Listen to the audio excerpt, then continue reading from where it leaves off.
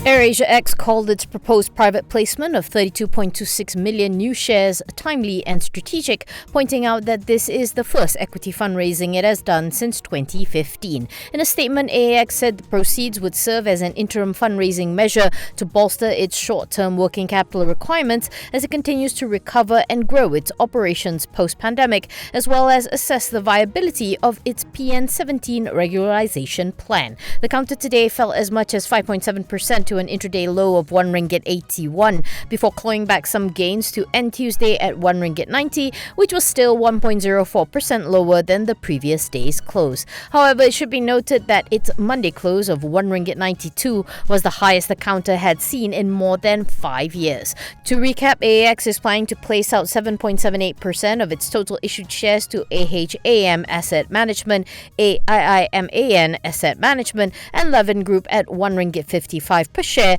raising a total of 50 million in proceeds. CEO Benjamin Ismail said AAX has been ramping up its operations since the borders reopened in order to cater for the demand for international travel. He points out that so far, AAX has rebounded from being loss-making to registering 2 consecutive quarters of profit. He adds that with the proposed placement, all indicators signal the company is moving in the right direction and will have a much stronger ground for its continued efforts to revitalize its business as the industry continues to recover.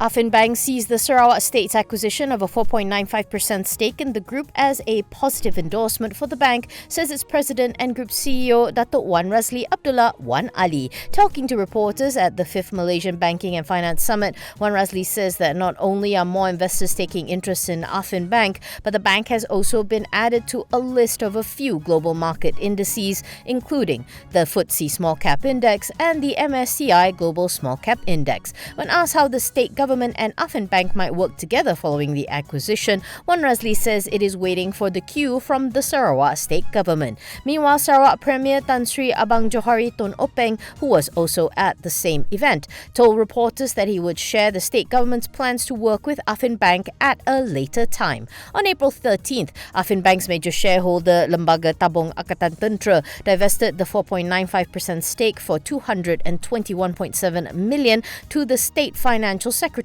of Sarawak. LTAT is still Affin Bank's largest shareholder with a 28.26% stake. Wan Razli joined Affin Bank in 2020 and is currently spearheading a 3-year plan to transform the country's second smallest bank into a stronger entity, a program dubbed A25.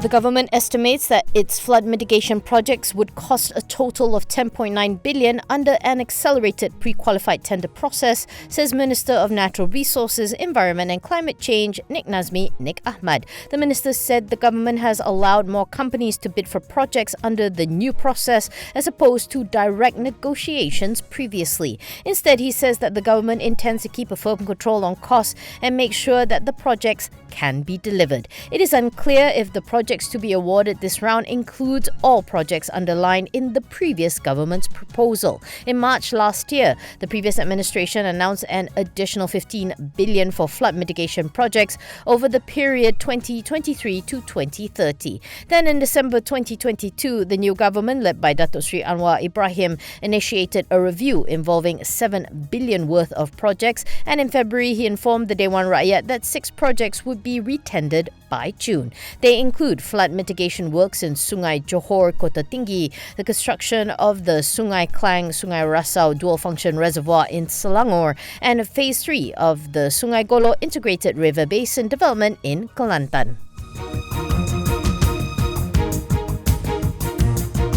Sports Toto saw its net profit tumble 71% year-on-year to 23.2 million for its third quarter from 79.6 million previously, mainly due to lesser number of draws and higher price payout. Revenue also declined 4.2% year-on-year to 1.66 billion ringgit. The softer earnings were also partly due to Sports Toto's UK luxury auto retailing business, HR Owen, getting hit by the unfavourable foreign exchange effect, resulting in an 86.3% 5% drop in pre-tax profit to 4.9 million ringgit. Nonetheless, the group still declared a third interim dividend of 2 cents per share, amounting to a total of 27 million. On its prospects, Sports Toto says it is cautiously optimistic that the NFL business will continue to see improvement in per-draw sales growth, supported by stronger consumer spending, a rebound in tourism activities, and better than expected labour market conditions. The group says barring any unforeseen circumstances, it is confident that it will continue to lead in terms of market share in the NFL business for the remaining quarter of FY 2023.